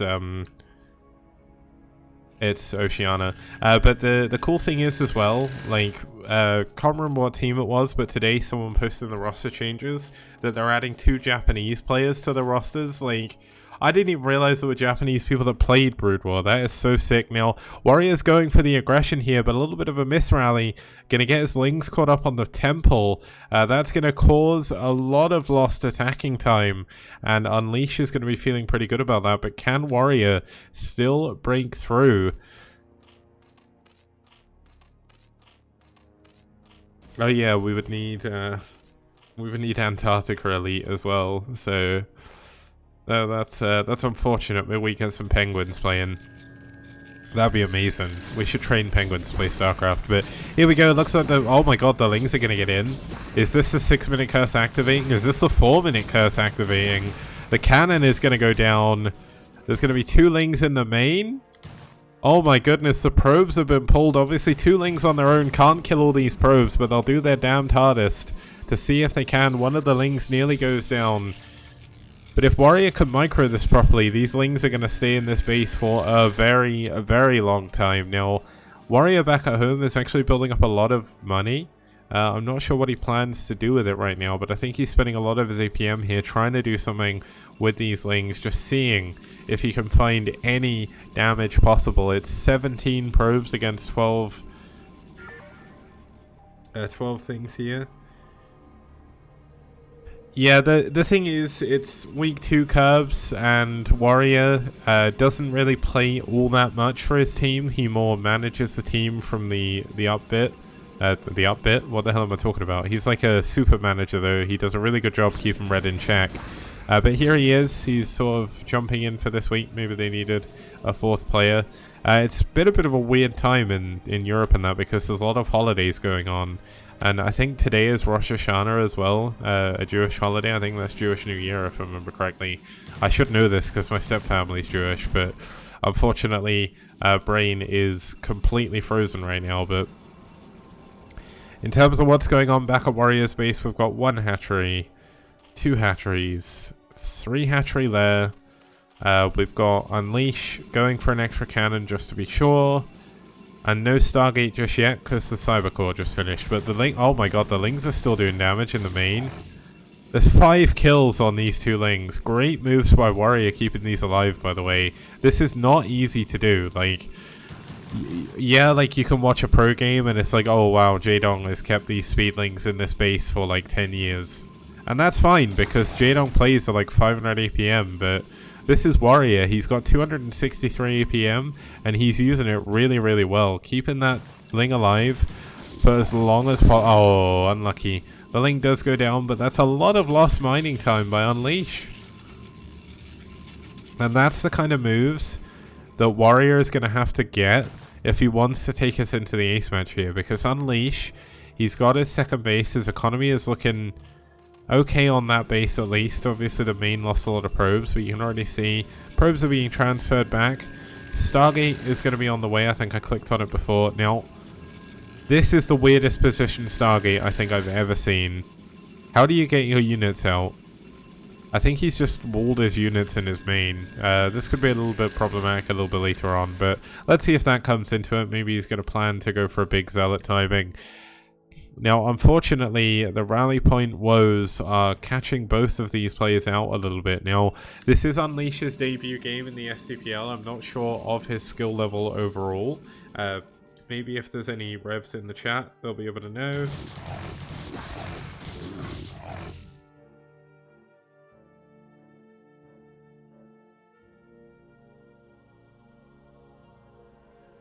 Rip and tear until it's done. That's a good quote. I may have forgotten to add it, so I'll sort that out after. But here we go. The Corsair are going to come in, get the scouting done that they need to. Obviously checking that you're not going to die to a Hydra bust is very important. 3 Zealots actually getting down here into Warrior's mineral line. There's no defense. The Sunken isn't done yet. A little bit of an anti-timing here for this Sunken to come up. But some Lings pop at the right time, but this Sunken's going to die. Cancel it. Cancel the Sunken. It's gonna die. It's gonna be on 1 health. Oh my goodness, is he gonna save the Sunken? Oh my god, 1 health, Sunken survives. And Warrior is of course supply block. The Corsair got a couple of Overlords there before I think actually going down. So a little bit unfortunate for Unleash, but Unleash will continue to build them. It may be going up and down because I think I'm moving back and forth away from my microphone a lot. I do apologize. I'll try not to do that. I think it's where I've been sitting in one place for so long. It's kind of hard to be comfortable, but I do need to buy myself a new chair. So if you want to help out with that, do support the STPL on Patreon and I'll be able to afford one. But yeah, looking at Warrior, he's building up a lot of units. He does have Burrow. Burrow obviously can be very good. Now there's a lot of idle lava at this natural right now, so we'll have to see what's going on. lean back, great sound. Okay, And that's actually a funny thing as well. Oh wow, look at the map vision by Warrior. This is really sick. So many borrowed links all over the place. Like, there's not going to be a way for Unleashed to be able to get anything through. Fat Joe. Is that like an American... Oh no, you're Canadian, but is that some kind of joke I don't understand? I'm not sure what Fat Joe means. Okay, so 5th hatchery I believe this is, coming up now. So 2 in the main, 2 in the natural. Oh, it's going to be the 6th hatchery. This Sunken somehow miraculously survived. I don't know how that was possible. The Stargate is not building any more Corsairs, but we've got Corsair Reaver again. Why does this Reaver not have a kill count? Oh, I guess because it doesn't have an attack yet, because it's got no Scarabs. Maybe it doesn't have a kill count. Oh, he's a rapper. Oh, sorry. I'm not huge into rap music, so that's probably why. Yeah, okay, so that's someone I've never noticed before. Reavers, when they don't have a Scarab built yet. Oh my god, the Corsairs both going down to Scourge. 4th base coming up here for Warrior. Warrior looks to be in an incredible position in this game. He's up against 1, 2, 3, 4, 5 gateways. Obviously his Hydras haven't done anything. But this is going to be a lot of... Oh, wow, this is actually a lot of Zealots. But, wait. Oh wow, I thought he had like some kind of sixth sense to where the borrowed links were and he was just going to avoid all of them. But here we go. All the Dukes getting away from the Scourge. We're going to be flying straight back over the borrowed links. So the borrowed links in this game have been genius here from Warrior. Like, it just gives him complete map dominance. He gets to see that this base over here is being currently run by Zealots. Starts a creep colony immediately. The wall here is really nice. But this is the big story. Let's see what damage these Reavers can do. No reaction so far. He's dealing with the units down in the bottom right. We'll come back to these in just a second. The Zealots trying to bump in. There's a lot of units here to try and defend this. But the Zealots getting on top of absolutely everything. The drone pull, not super effective at keeping the Zealots away from the Hydras. But the main base drones have gone down. Wait, did the shuttle go down with the Reavers? I'm guessing it did. Wow, okay, Warrior actually managed to get the Reaver shuttle. Massive deal. Sorry about missing that, guys, but I was trying to keep an eye on all the action at once, which isn't the easiest thing to do.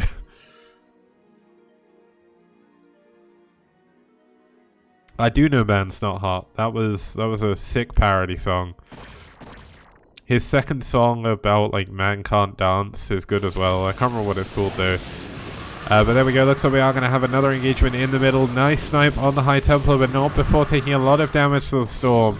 And the Zealots getting on top of everything to have an eye on the upgrades. +1 attack is done for Warrior. No upgrades done whatsoever. +2 should almost be finished. No, he never actually started +2. That's a bit of a mistake. But Unleash is in such a good position right now. Obviously Warrior does have a good 3-base economy. His main isn't fully saturated though, and he has lost a ton of Hydralisks. Now, another 4th base attempt coming over here on the left hand side. But is Unleash going to be able to do this? I went to the natural and got sniped, my bad. Thank you for checking the minimap, man. You have got eyes of steel to be able to see the minimap on the stream, so well done. Okay, so we do have a little bit of a muteless switcher coming in here. This could be really good at trying to snipe some of the High Templar before the Dragoon count gets too high. And he obviously took down the Corsairs with Scourge before, so this is going to force some cannons out in the mineral lines. Obviously there's no cannons being added at the moment. So the muteless could actually go over there. The 3rd base is just now coming up for Unleash. Okay, here we go. Oh! That's a ton of damage. Storm is so good. Now the muteless is going to fly over here. Going to lose 1. No, it doesn't lose 1 just yet. Oh, the muteless is going to have free range over the natural. This could be massive. Oh, he doesn't notice. He doesn't know there's no cannon there, and now the Dragoons are going to be able to get back and defend. And another cannon being added on over here makes it a lot more difficult. Oh, that's so unfortunate, Warrior. The trouble is, in situations like this, it's so hard to tell. The Hydra's gonna get stuck in the middle. Kill the temples. You may as well kill them at this point. Okay, this single Corsair is doing so much damage. But none of the mutas have died just yet, so really good usage. Oh, the Archon. Whew! Archons can be a little bit difficult.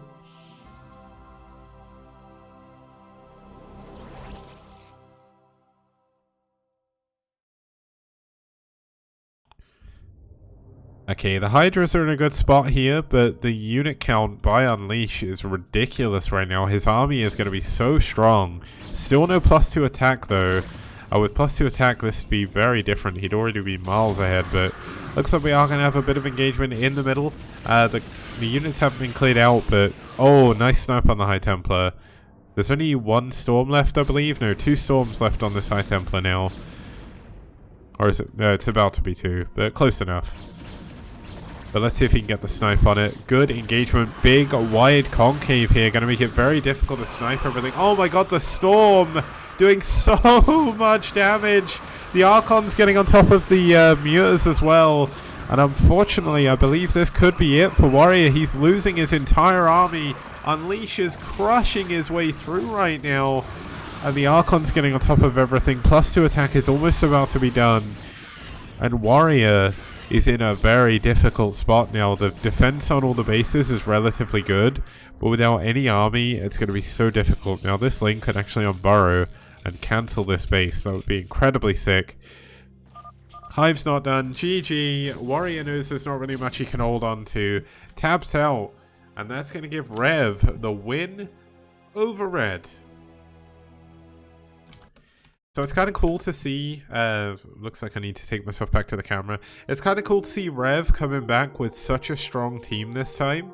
Warrior, of course, did his best there. He had an amazing concave, but just taking a little bit too much damage on those mutless before made it very, very difficult. Now let's actually have a quick look at the results, and then we'll take a look at how the how everything's been kind of switched over. So where are we? Here we are. Here's the results.